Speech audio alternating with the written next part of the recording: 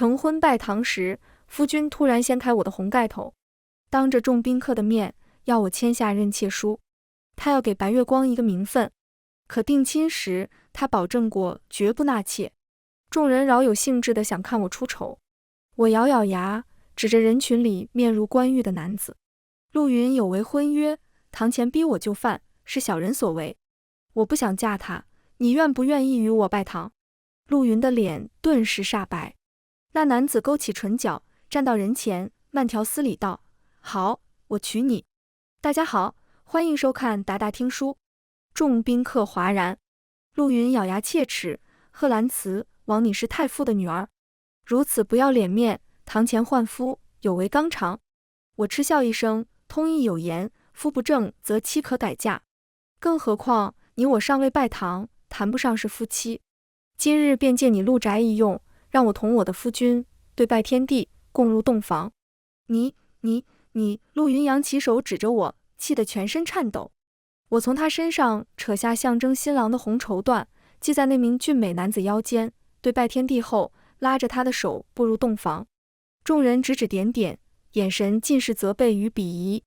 只有躲在人群最后，陆云的白月光柳如棉，露出了得逞笑脸。进洞房后，我站在门边听外面的动静，想等宾客散去，拉着嫁妆回贺府。男人却坐在床边，自顾自地脱他的衣衫。待我转身，入目是大片如玉的肌肤，肌肉线条漂亮又清晰，从腰腹一路往下，脸上的温度疯长，我心慌意乱。男人笑着说：看够了吗？我猛地将头偏到一边，撩撩头发，拍拍裙摆，硬着头皮问：你这是干嘛？洞房啊。他深邃的双眼直勾勾盯着我，很是无辜道。我轻咳一声，郑重道：今日多谢公子解围，他日我必定登门道谢，待外面看热闹的人散去，公子便可离开了。他猛地站起来，走到我面前，拉着我的手，触到他紧实的胸膛，低沉的声音如蛊惑般：当着那么多人的面拜过堂了，贺小姐得对我负责才是。我咽了咽喉，克制住男色的诱惑，一把推开他，振振有词道：你姓甚名谁？身价家世我一概不清楚，怎么对你负责？况且……我转身斜着眼偷瞟那些好看的肌肉，又道：况且哪里有一上来就脱衣服的？他微微颔首，走到床边，三两下穿好衣衫，我才敢抬起眼仔细打量。男人一袭青衫长袍，玉冠高束，长身玉立，难怪我一眼就在人群里看见他，实在是俊美非常。他站在我面前，拱手道：在下裴玉衡，新科状元，尚未娶妻，与陆云曾经是同窗，如今在翰林院当差。裴玉衡一边说，我一边琢磨，新科状元比陆云还有才华，他只是个探花郎。翰林院，好差事，说不定以后官阶比我父亲还高。于是我拍拍他的肩膀道：裴大人放心，我会对你负责。我领着裴玉衡回贺府，正好撞见了陆云，他定是来找我父亲，告知今日之事，指不定又添油加醋说什么。他看我的眼神厌恶至极，冷冷道：兰慈，你今日太过无状。我已同岳丈说明，若现在道歉，看在岳丈的面子上，我便原谅你。我凭什么要你原谅？你既是欺人，擅毁婚约，该道歉请罪的人是你。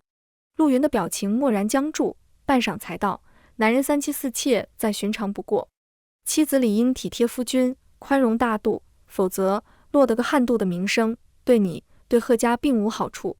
我眯着眼，眸光锐利地盯着他。你忘了吗？我母亲拖着孱弱的身子，辛苦卖豆腐，她赚来的银子要供我们衣食，还要给你买最好的笔墨。你说过高中之后会娶我，要同我一生一世一双人。我母亲死了，你便堂而皇之地违背誓言。若是我轻易原谅你，怎么对得起九泉之下的母亲？要不是要供你考科举，她不会活活累死。我与陆云的婚约是自小定下的，我母亲本是妾室，待夫人不喜她，趁父亲不在，把她送到庄子上。离府之后，母亲才发现怀有身孕，她靠着卖豆腐养大我。陆云与我们是邻居，生我那日，幸得陆母相助，我才能平安降世。陆父陆母先后病故，陆云日子拮据，寒窗苦读。母亲念他不义，每日都去给他送饭。后来母亲累得病倒，陆云在病床前起誓，会照顾我一生一世，此生只爱我一人。怎料他进京科考，与京中有名的才女柳如绵暗生情愫，而后柳家人阻拦，柳如绵嫁给了大将军。3个月前，大将军战死沙场，将军府的人说他克夫，赶他出门。走投无路下，他又找到陆云。那时我已被祖母接回太傅府，满心雀跃地等待与陆云成婚。那一日，柳如绵拿着陆云随身玉佩找上门来。我与陆大哥情投意合，若不是我父亲阻拦，我早已是陆夫人，还请贺小姐给条生路。我不求做妻，只希望与陆大哥长相厮守，哪怕是妾。我第一次遇见上赶着给人做妾的，望着他楚楚可怜的模样，决绝说不。陆云要真想娶你，为何要柳姑娘不顾脸面矜持，亲自来与我说？他若没提，证明他对姑娘并无此意。柳如绵哭哭啼啼走远，再也没有出现。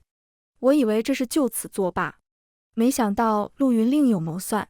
他认定我这个自幼长在乡野的女儿，在父亲心中的分量不如他这位前程似锦的女婿。可他算漏了一步，我随便一指，便捡了个比他还厉害的夫君。陆云被我对得面红耳赤，兰慈，若是你不认错，这事便没法收场。怎么没法收场？站在我身旁的裴玉衡悠悠开口。陆云脸色一尬，裴兄，莫非你真要娶她？她为人粗鄙无趣，在我看来，贺小姐性子坚韧，机智聪慧，是为妻的不二人选。你，陆云气得说不上来话。我上前道，陆云，今日我与你彻底一刀两断，我母亲供你读书的银子，你要不差1分1毫的归还，从此你我陌路。话落，未给陆云开口机会，我与裴玉衡走进贺府。我父亲气得在堂前来回踱步，嫡母咬牙切齿地咒骂我。见到我的一瞬，父亲大步走近，扬起手，一记响亮的耳光落下。我紧闭双眼，意料中的痛感迟迟未决。睁眼一瞧，裴玉衡挡在我前面。父亲有些怔愣，裴玉衡扑通一声跪在父亲面前。岳丈大人，今日是我不对，您生气打骂只管冲着我来，与兰慈无关。哪家的登徒子也敢来攀扯太傅府？嫡母厉声斥责。裴玉衡不卑不亢道：晚辈裴玉衡在翰林院当差，心悦贺小姐已久，今日已与贺小姐拜堂。晚辈自知有些唐突，日后定会将3书6礼补上，恳请太傅割爱，许我与兰慈小姐的婚事。我看向裴玉衡，他字字句句言辞恳切，毫无漏洞，仿佛早已在写好讣告。不愧是状元郎啊！父亲眸光一亮，弯腰扶起他。裴玉衡，你就是新科状元裴玉衡，承蒙皇上厚爱，小婿正是裴玉衡。父亲满眼皆是欣赏，我极力压制住上扬的嘴角，同裴玉衡交换了一个眼神。真有他的！嫡母见势不对，从旁添油加醋，新科状元又怎样？如今我贺府的脸面都让贺兰慈丢尽了，我待字闺中的女儿日后如何依亲？他假装抹了2滴眼泪，哽咽道：老爷，你若不惩罚他，外面的人会说我贺家家风不正。那夫人觉得该如何惩治？嫡母咬牙，眸光阴冷地瞪着我。按家规，杖责30，逐出家门。夫人已经嫁入我裴家，那便让我替夫人受罚吧。我正要辩驳，祖母一拐一拐地走进来，还嫌今日不够热闹？本来大好的日子，非要见血不可。父亲上前搀扶祖母坐下。母亲，都是儿子教女不严，害母亲担忧了。祖母睨了父亲一眼。兰慈接回来时已满16，你何曾教导过她？太傅女儿嫁给寒门出生的探花，本就是低价。那陆云分明是欺我兰慈背后无倚仗，不把我贺府放在眼里，妻都还未进门，便逼着兰慈签认妾书，实在不是君子所为。你们身为兰慈的父母，不但不为女儿撑腰，现在还想打她，把她逐出家门。我贺府书香门第，清流世家，何曾如此暴力对待过自己的亲生骨肉？祖母喘着粗气，看向嫡母。嫡母不敢发一言。父亲恭敬道：那母亲的意思是？我瞧这状元郎倒是比陆云靠谱许多。去，派人去把兰慈的嫁妆通通给我抬回来，一双筷子都不许落下。既然你们已经拜过堂，兰慈，祖母问你，可是你自愿？孙女是自愿的。好，此经一闹，也不必铺张，让裴郎的父母改日上门一叙。禀祖母，我双亲已逝。祖母威严的眉眼似有动容。那便更无需繁文缛节了。若你们二人合意，今日我便做主把兰慈许给你。裴玉衡郑重地对祖母磕了头，又对着我父亲磕了一个头。多谢祖母，多谢岳丈。他站起来牵我的手，我心蓦地开始狂跳。我看向祖母，他对我挥了挥手，兰慈，跟你夫君回去吧，我送送你们。我走过去扶着他往外走。他在我耳边低声道，祖母老了，护不了你太久，你若留在贺府，你嫡母指不定还要如何算计你。我瞧着裴郎说话做事都很妥帖，木已成舟，你好好跟他过日子。孙女知道。我就这样成为裴玉衡的妻子。我前脚刚入裴宅，后脚祖母便命人将我的嫁妆又添了许多送过来。嬷嬷对我说，老夫人说，女人可以没有夫君的怜爱，但不能没有傍身钱，这些都是老夫人私下给小姐的。我鼻尖一酸，嬷嬷替我多谢祖母。80担嫁妆把裴家小院塞得满满当当。我好不容易理清嫁妆，裴家婢女春桃来传话，她说裴玉衡在卧房等我，有话要同我说。原本我没有打算同他做一对真正的夫妻，想等事情淡去，另谋出路。可春桃不知怎地，把我的东西通通塞进来裴玉衡的卧房。推开门的一瞬，裴玉衡站在床边，他好像刚净完身，眼睛晃着波光望着我，亵衣还未完全系拢，大片胸膛外露，好似故意在用男色引诱我。我脸一烫，想退出去，心里嘀咕着，春桃怎么乱传话呢？下一瞬，裴玉衡的大手捏住我的手腕。夫人要去哪儿？灼热的烫意从我脸颊一直蔓延到耳根。我还不能完全适应他的称呼，慌乱道，我不打扰你就寝。裴玉衡轻笑了下，夫人怎么能算打扰？夫人也操持累了，我已经让春桃在净室内打好水了，夫人去沐浴吧，早些休息。转瞬，在我手背落下轻轻一吻，淡淡的痒意好似拂过我的心脏。分明是第一次见面，为什么裴玉衡这么快进入角色？从净室出来，我踌躇着走进卧房，裴玉衡已经睡下。我蹑手蹑脚地爬到床铺里面，盖上被子的一瞬，淡淡地吁了一口气。裴玉衡闭着双眼，轮廓精致的脸庞放松而平和，宛如一幅静谧的画作。他呼吸轻柔而均匀。我渐渐松懈，快要入睡，裴玉衡的手臂缠了过来，浓黑如墨的眼睛盯着我，笑容清浅道，夫人要睡了吗？我耳尖又开始发烫，不敢对视，眼神往下挪动，性感的喉结，精致的锁骨，松散的衣领下若隐若现的肌肉线条。不知不觉，一股羞赧朝我袭来。我吞了吞口水说，不睡要干嘛？他身体转过来，烛光印在他被我父亲打过的半边脸上轻微泛红。裴玉衡的眼眸中星光破碎稀疏，他握住我的手，贴在他脸颊上。夫人不疼我吗？你说过会负责。我未来得及反应，他已经俯身过来，衣衫彻底散开。裴玉衡眼中仿佛有一团浓得化不开的墨，深不见底，带着极致的吸引力。滚烫的胸膛贴过来的一瞬，我浑身战栗。他在我耳边温柔轻吐，夫人洞房吗？我哽了哽喉，手贴向他的胸膛。若你执意如此，也不是不可以。第二日，浑身酸痛的醒来。春桃告诉我，裴玉衡已去早朝，出门前命他在灶上温着早膳。姑爷说，小姐辛苦了，早膳记得趁热吃。霎时间，一些不可言说的画面跳入我脑海，脸又紧又烫。我尴尬地抽了抽嘴角，他还怪体贴的。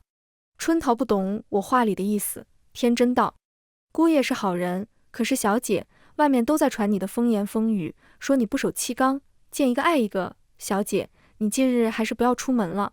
我直了直腰，为何不能出门？我偏要。明明是男子的错，可遭受非议的却是女人。我倒要看看是谁这般颠倒黑白。一番梳妆打扮，我同春桃出了门。我在京中原本风评就不太好，自幼长在乡野，若不是祖母回乡祭祖，不忍贺家血脉流落在外，我根本不会来到京城。我识字不多，更不懂什么琴棋书画，遭人非议已是常事。街尾那几位妇人交头接耳，他们越说越大声，悉数传入我耳中。太傅得意门生众多，怎么教出这么个女儿？不知廉耻，随便指位郎君，便拉着去洞房。他运气真好，随手一指便指到了状元郎。状元郎怎么会看上他？许是他有不为人知的特长吧。我听后连连摇头，我能有什么特长？有特长的是裴玉衡。春桃气鼓鼓地攥着手心想上前同他们理论，我一把拦住，转瞬身后传来男女撕扯的声音。胭脂铺的老板娘满脸泪痕，沈老板，求你再宽限几天。我父亲生病花了不少银子，弟弟又尚且年幼，我管你那么多，别跟我废话，交不出租金，今日便给我滚。他长臂一挥，柜台上的胭脂水粉散落一地，迎尘乱浮，一股独特的香味弥漫。我看他身着朴素，面色苍白，定是位苦命人。站出去，掏出钱袋对那位沈老板说，他欠你多少钱，我帮他还。当真？当真？看热闹的人群散去，胭脂铺老板娘泪水连连地跪在我面前磕头。小姐的大恩，念秋无以为报。我扶起她，你可以报，我有店铺，你做的这些胭脂甚好，我们一同做生意如何？今日出门，我本就是来瞧瞧祖母赠我的店铺，寻思着做点生意。毕竟我与裴玉衡不是什么正经夫妻，我不可能一直仰人鼻息。他眼眶晶莹地看着我，好，小姐让我做什么，我便做什么。只花了7日，我们便布置好的胭脂铺，挑了个良辰吉时开铺。生意寥寥，唯一登门的还是贺府的管事，他来替我父亲传话，大人劝小姐早些关门，妇道人家不宜抛头露脸。若是小姐累教不改，休怪大人不认你这个女儿。我把玩着手中的锦盒，漫不经心道，她本来也没把我当作女儿啊。管事的脸一阵青一阵白。倒是来接我回家的裴玉衡温润如玉的打圆场。有劳管事传话给岳丈，我公务忙碌，不能时常陪伴，是我许夫人做这生意的。管事匆匆忙忙地离开。我抬起眼眸，打量裴玉衡笑意温温的脸庞。你刚刚说的可是真心话？自古男子不喜女子抛头露脸，商人更是地位低微，这对你来说不见得是件好事。夫人，开这间铺子，你高兴吗？线下生意不好，但我内心是高兴的，因为有盼头。能让我夫人高兴的事，怎么能不算好事呢？我倏然有些吃愣，他眼中含满了深情。可我们左右不过相处月余，莫非我看错了？我与裴玉衡没有直接回府，他领着我去绸缎庄定制衣裳，我又不缺衣裳，为何要破费？裴玉衡笑得如沐春风，夫人天资过人，做在多衣上也不算破费。过几日皇上宴请这届高中的学子，特地嘱咐要携卷赴宴。他眼色温温地盯着我，夫人可否赏脸？裴玉衡小心翼翼地试探道，当然，陆云同他的新婚妻子也会赴宴，若是夫人怕，我自然不怕。半月前，陆云娶了柳如绵为妻，背信弃义的人又不是我，我有什么好怕的？我指着案桌上最贵的云锦，对掌柜说，就这2匹，务必给我做到最好。10日过后，裴玉衡带我入宫赴宴，男女分席。未入席前，女眷们都在偏殿寒暄。殿内不少人对我指指点点，无非是说我行为无状，高攀状元郎。状元夫人又如何？听闻他在东街开了个胭脂铺，深闺妇人，沿街叫卖，脸面都让他丢尽了。幸好你家陆大人娶的不是他，只怕裴状元日后仕途多阻。柳如绵笑容绵里藏针，温柔地劝慰道，你们别这么说她，好歹也是太傅之女。如绵，得亏你良善，太傅都不想认她这位庶女，你还帮她说话。窸窸窣窣的笑声落入耳中，我假装听不见。嬷嬷来传话，我们可以入席了。进入正殿，要经过一个长长的回廊，回廊两边案条上摆放着各式各样的瓷瓶，听闻都是皇后挚爱之物。临到正殿时，我身后的2名妇人突然涌了上来，将我夹在中间。他们各自撞了我一下，我怒目圆瞪，他们便是刚刚同柳如棉说话的官眷。幸好我站得稳，缓了缓。蓦地，身后一股力量，我连同案条上的瓷瓶一起摔在地上，碎瓷片划破了我的手，鲜血汩汩而下。众人纷纷侧目。什么事？陆云率先走了过来。柳如棉声音小得跟猫似的。方才裴夫人打碎了皇后的瓷瓶。我站起来，按住溢血的伤口，怒道：你胡说，是你故意撞我，陷害我。柳如棉眼尾泛红，躲进陆云怀里。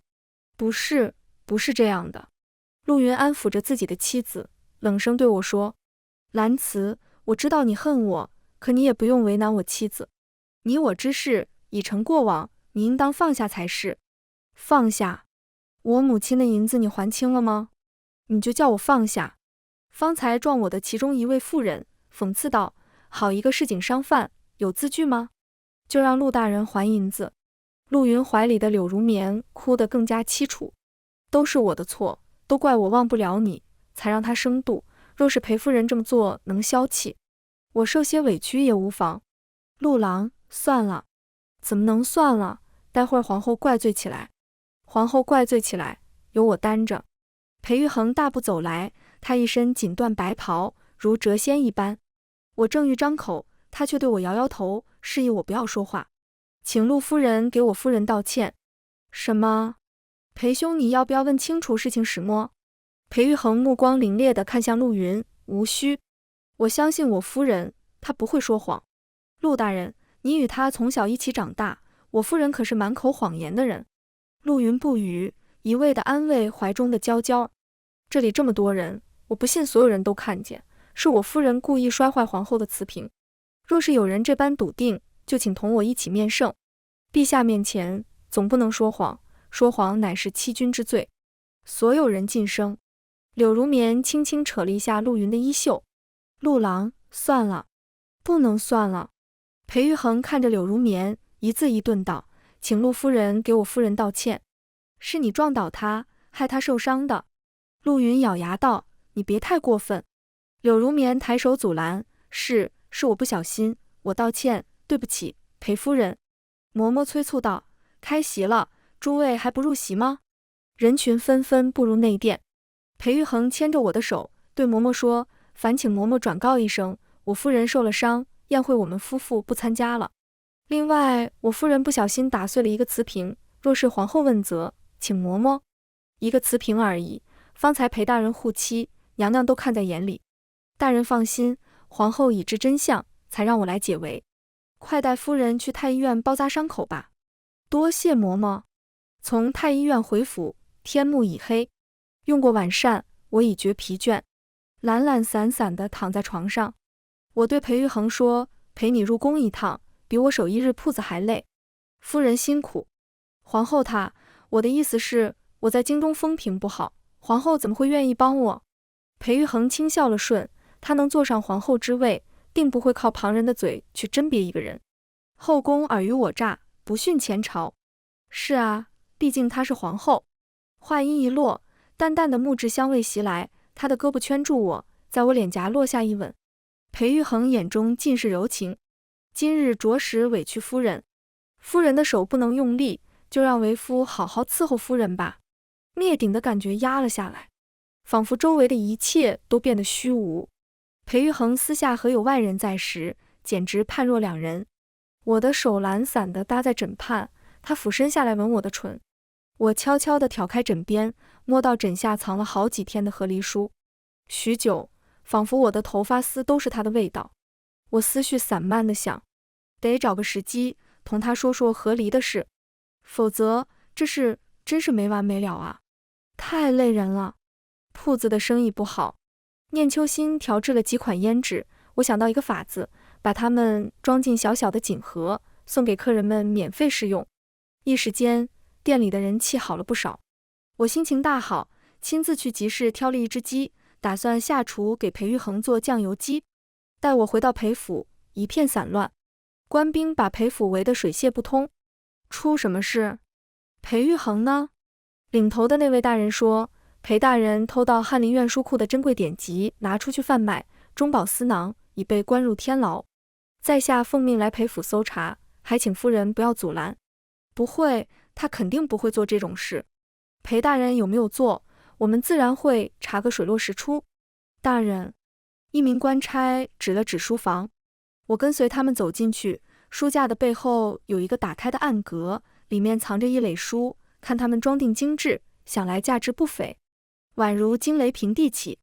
那位大人对我说，铁证如山，陛下开恩为祸及家人，夫人珍重自身吧。待官差走后，我深深地吸了一口气，镇定思虑。裴玉衡绝对不可能做出这种事，若他贪赃枉法，怎么住在这小小的四方院？他帮过我数次，这一次我亦要帮他脱罪。我跑去官府击鼓鸣冤，想去牢里见见裴玉衡，正巧碰见陆云。我击鼓，他就站在旁边，沉默地看着我。鼓槌太重，我几下便耗尽了力气。陆云神色冷肃地对我说：“兰慈，相识一场，我劝你还是回去吧，趁早跟裴玉衡和离。”这段时间，翰林院陆陆续续失窃多不点及，皇上对此事尤其重视，裴玉衡死罪难逃。我冷哼一声，讥讽道：“你以为人人都像你这般忘恩负义吗？你与我夫君同在京城六艺会馆备考，也算是同窗，他罪都还没定，你便把屎盆子扣在他身上。你走，不帮忙，别来恶心我。”陆云似乎僵住了，半晌艰难开口道：“你夫君？屎盆子？贺兰慈，看看你都说的什么话，这么多年了，你还是没有长进，粗鄙不堪。”我瞪着他，低声呵斥：“滚！”拿起鼓槌，继续击鼓，仍然无人理会。事到如今，只有一个人能帮我了，我不得不踏入贺府。自从祖母病倒，嫡母三番四次阻挠我探病之后，我已经很久没有来贺府。我知道，直接敲门是无人应我的。估摸着父亲下朝的时辰，他的官教一落，我便冲了上去。父亲，他看见我，露出厌恶的表情，而后又看了看四周，低声道：“进去再说。”父亲素来看重脸面，他定是知道我此番前来的目的。家丑不可外扬，他肯定会让我进了门。一进门，我还未张口，他便拿话来堵我。我知道你想说什么，为今之计是速速与裴玉衡撇清关系，避免祸及我贺府。为父已帮你谋划好了，你快快与他和离，回你小时候居住的庄子，日后不得再进京。他每说一个字，都在我意料之中，可我的心还是不免抽痛。我扑通一下跪在他面前：“父亲，这是此生我最后一次求你，求你帮我打点一下，我只求去天牢见见裴玉衡。见完之后，我与贺府再无干系。”他一拂袖，盛怒道：“好，好，给你生路你不走，你就去走你的死路吧。”我签下了父女切结书。父亲安排我进天牢见裴玉衡。他面色憔悴了不少，头发凌乱地散在肩上。看见我的一瞬，眼眶泛红。我一心中酸意翻涌。裴玉衡，你是被冤枉的，对不对？夫人信我，我无条件信你，就像宫宴那日你信我一样。夫人，可否按我说的办？好，你说。我已泪眼朦胧。你藏在枕下的那封和离书，改日你托人送进来，我签。他的声音沉重隐忍，我心痛得几乎快要碎掉。你早就知道？我早已知道。那你还……因为我心悦夫人已久，实在舍不得。裴玉衡脸色苍白，眼睛里好像有一盏灯火，蓦然熄灭。怎么会？难道我与陆云婚宴那日，不是我们第一次见面吗？他刚要开口，被狱卒打断：“裴夫人，时辰到了，待会儿我们不好交代。”我眸光定定地看着裴玉衡：“你放心，我绝对不会同你和离。这几日，我想尽办法帮裴玉衡脱罪，却毫无进展。我心急如焚。今日，我打算去登文古院击鼓鸣冤，请求重新彻查此事。春桃阻拦我：“小姐可想清楚了，击鼓后要先杖责20下，才能递状书翻案。足足20下，你都皮开肉绽了。”我想得很清楚了，我答应裴玉衡的事，便要说到做到。春桃帮我把宣纸展在案桌上，我咬破了手指，以血为墨，亲写状书。我识的字不多，从前让陆云教我，他总是很没耐心。他笑我愚笨，我气得跺脚。陆云便拿话来哄我。他说：“兰慈，你只需会写自己的名字便是了，日后万事有我。”他从不教我，却有嫌我粗鄙。不似他的柳如棉会吟诗作对，同他谈笑风生。如今这些密密麻麻的字都是嫁给裴玉衡后，他捏着我的手，一笔一画教会我的。他是实打实的好人，绝对不会做犯法的事。裴玉衡人生中唯一一次出阁，也仅为了我。天一亮，我便去登文古院击鼓。院判素色清冷道：“你可知道规矩？”“知道，我不怕，为了我夫君，我什么都不怕。”他淡淡一笑，命人拿来棍杖。我趴在长凳上，眼看第一下便要落在皮肉上。人群之外有人大喊：“住手！”一位身着官袍的男子气喘吁吁道：“陛下已经查明，贩卖典籍与裴大人无关，嫂嫂快些回府吧，一会儿裴大人便回来了。”我激动地从长凳上跳起来，一把鼻涕一把泪地朝家的方向跑。推开院门，裴玉衡立在院中。他听到开门的声音，转身过来，我不管不顾地扑进他怀里。裴玉衡明显僵硬了一瞬，过会儿反手将我搂得更紧。酸意翻涌，我放声哭了出来，释放连日来的担忧与害怕。他温柔地拍我的背：“都是我的不对，今晚我好好给夫人认错。”我仰头，四目对视，他眼中有深情，还有浓重的欲念。是矣，我反应过来，他说的认错是什么？没好气地捶他的胸口，带着哭腔骂道：“裴玉衡，你下流！”他做了个虚的动作。不远处传来一道男人低沉的声音：“爱卿，你这院子实在太过寒酸，朕择日赐你一处府邸可好？”我站直身子，望向那名身着玄黄色长袍的男子，腿一软，跪了下来：“臣妇参见皇上。”皇上笑得和蔼：“快快请起，裴夫人，你夫君为朕立了大功，朕要好好奖赏他。皇后对你赞不绝口，朕也该赏赐你，你想要什么？”我羞赧地看向裴玉衡，他也跪了下来：“陛下，微臣有一事想求。我与夫人从未正式拜堂，因此夫人在京中饱受争议，实在委屈。微臣想请陛下赐婚，与夫人重新拜堂。爱卿此意甚好，准了。多谢陛下。”待皇上走后，我拧着裴玉衡的胳膊，咬牙道：“你不是要和离吗？为何又要求陛下赐婚？”裴玉衡，你休想蒙混过关！我心中有千百个疑问，勒令他没交代清楚，不许睡觉。屋内烛火飞溅，芙蓉帐暖。我与裴玉衡屈膝对坐在床上，他欲揽我入怀，我从枕下掏出戒尺，威胁道：“我问一句，你答一句，不许说谎。”好，我正经地说：“你说心悦我已久，我怎么不记得我们还在哪里见过？”裴玉衡满眼委屈地盯着我，声线微微发颤，仿若哭腔：“夫人竟然把我给忘了。去年春天，你在京郊路上可曾碰见一位衣衫褴褛的书生？”我眯着眼睛仔细回想，去年春天，祖母接我回贺府，临到京城时，我们的马车倏然停住。马夫说：“有名乞丐沿街乞讨，请客。”车身外响起男人澄澈清亮的声音：“在下不是乞丐，我是进京赶考的举人，路遇劫匪，盘缠被抢精光，不知恩人可否借我些银子赶考，他日高中一定成倍奉还。”我祖母有些不耐烦：“许是骗子，无需理会。每年春闱前都会有人以此为借口行骗。”等一下，我哀求祖母，万一他说的是真的呢？祖母就当孙女给你借的如何？祖母取下腰间的钱袋递给我，我下车将钱袋塞到他手里。那日他满脸污迹，根本看不清五官。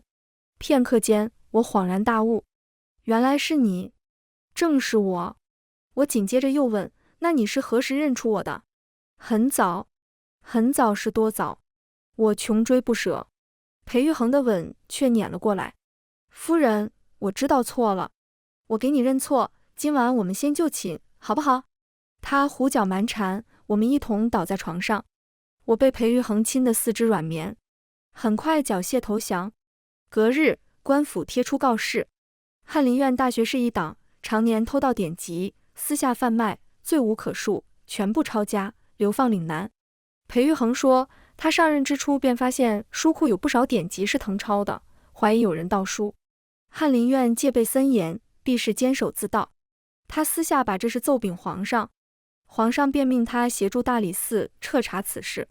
可此案牵连甚广，盘根错节，裴玉衡便想出这一计釜底抽薪，让真正的主谋以为已经脱罪，再命人暗中彻查，一锅铲除，肃清纲纪。我问他为什么会想到这个法子？人在最膨胀的时候，往往最容易露出马脚。他目光狡黠，我故作生气，可我却受了好多委屈。你知不知道那些天我担心的睡不着？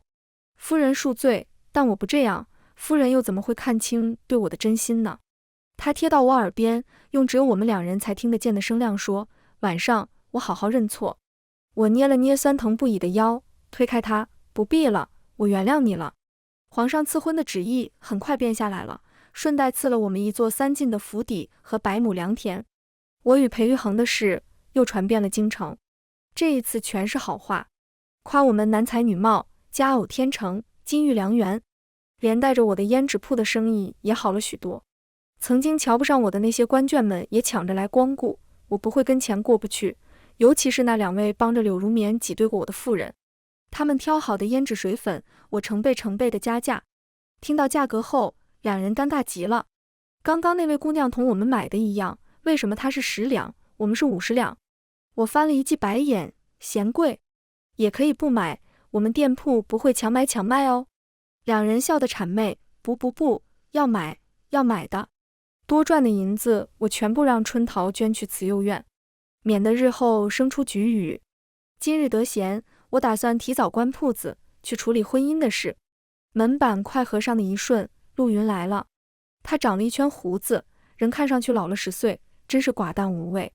听闻他仕途受阻，已经辞官，连带着和柳如棉也有些不和，家里闹得鸡飞狗跳。我本不打算理他，他一上前便把一个小木匣子塞给我。兰慈，你点一下，这是还你的钱。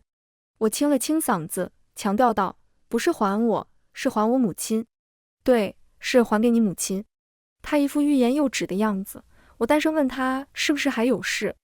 陆云说，兰慈，你真的要将自己的余生托付给裴玉衡吗？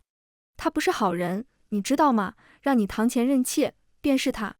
他话还未说完，一道身影隔在了我与他之间。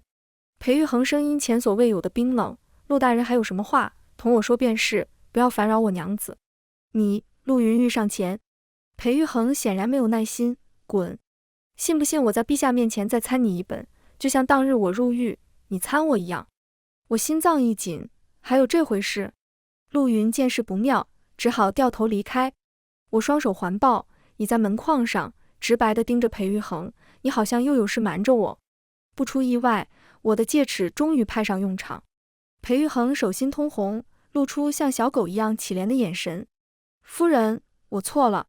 这次他是真的错了。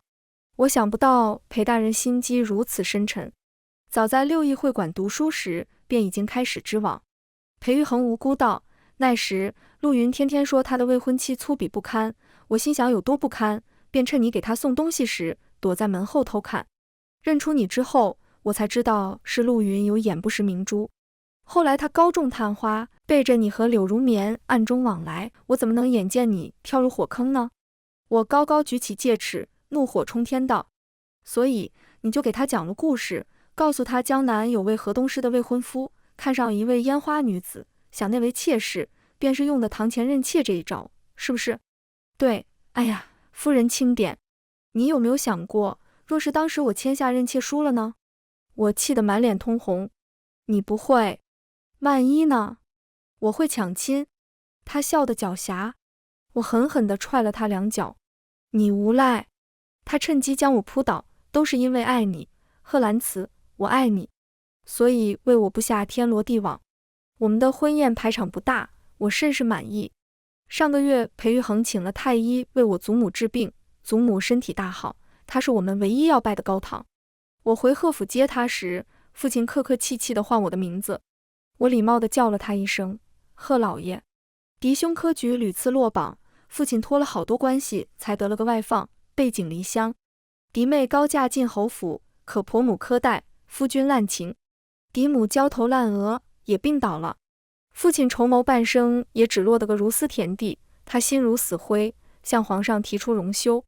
我搀着祖母出来，嫡母在院子里哀声连连。父亲说他病得不轻，我轻描淡写提了一嘴，不如送去庄子养病，空气好，人也精神。不日，父亲果然将嫡母送去了庄子。我心中暗笑，我母亲吃过的苦，嫡母也应当吃一遍。想得入神，连裴玉衡几时进来都未曾察觉。房中烛光跳动，裴玉衡有一下没一下地亲吻着我的唇。他悠悠地问：夫人近来怎么喜欢待在我的书房？我耳根发烫，故作正经道：当然是学习经商之道。他的手缓慢向下，质疑道：哦，真的学的这些？不然呢？裴玉衡的唇贴近我的耳廓，可我书架最里面那排春宫图为什么翻烂了呢？不等我回答，他凶狠地捻上我的唇。夫人要学什么？为夫来教你。我挑衅道：你很会哦。